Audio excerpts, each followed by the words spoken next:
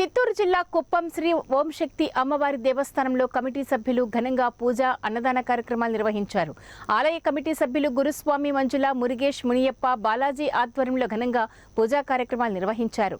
కార్యక్రమానికి భక్తులు భారీ సంఖ్యలో పాల్గొన్నారు.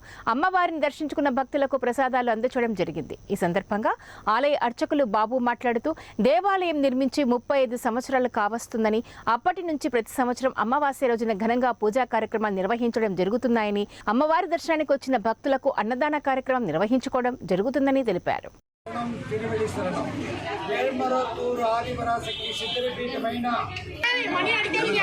అమ్మవారి ఈ రోజు ఆశీస్సులతో ఈ కుప్పం నియోజకవర్గంలో ఈ